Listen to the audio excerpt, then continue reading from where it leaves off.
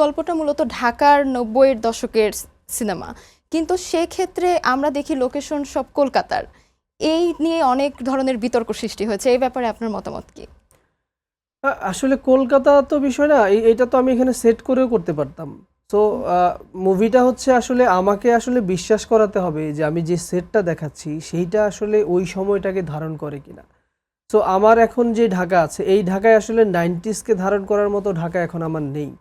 তো আমাকে কি করতে হবে, আমাকে তো আসলে একটা ভিনটেজ লুকে যেতে হবে। সো এইটা আসলে এইমাত্র মানে এই সময়ে এসে একমাত্র কলকাতাতেই সেইটা আছে, যেই পুরনো বিল্ডিং অলি গলি সেই জায়গাগুলো আছে, যেটাকে আমি দেখালে আমার 90s-এর একটা লুক ফিল আমি হয়তো পাবো।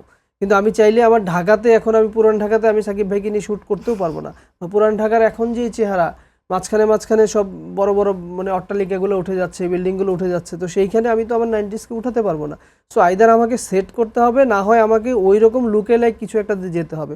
সো আমার কাছে মনে হয় এটা দর্শক হয়তো ইমোশনাল জায়গা থেকে ভাবে, অনেকে জানে আমরা কলকাতায় শ্যুট করেছি, কিন্তু এইটা বেসিক জায়গাটা হচ্ছে মুভি তো আসলে মানুষকে বিশ্বাস করানোর জায়গা। সো আমরা আসলে 90s-এর ফিলটা দেওয়ার চেষ্টা করেছি। সো 90s-এর ফিলের জন্য বেস্ট অপশন হচ্ছে কলকাতা এই মুহূর্তে। সো এটা ছাড়া আমাদের হাতে কোনো অপশনও নেই আসলে। প্রথম সিনেমা হিসেবে সাকিব খানকে পাওয়া কতটা সৌভাগ্যের হিসেবে দেখছেন? না, ডেফিনেটলি আমাদের মেগাস্টার এরকম বাংলাদেশের মানুষের প্রত্যেকের ভালোবাসার একজন মানুষ। তো সেরকম একটা মানুষকে আমরা আমাদের প্রথম সিনেমায় পেয়েছি, এটা অবশ্যই আমাদের জন্য সৌভাগ্যের এবং আমরা লাকি অবশ্যই সেটা বলবো। সো সেই অনুযায়ী আমরা চেষ্টা করেছি যতটা সম্ভব গল্পে সাকিব ভাইকে প্রপার ইউটিলাইজ করা, সেভাবে উপস্থাপন করা। তো আমাদের চেষ্টার কোনো কমতি ছিল না। 90s-এর সেই সিনারিওটাকে আপনারা পুরোপুরি ফুটিয়ে তুলতে পেরেছেন?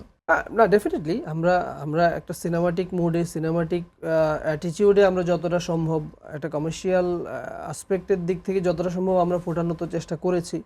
তাও আমি তো কখনোই বলবো না যে পুরোপুরি ফোটানো সম্ভব।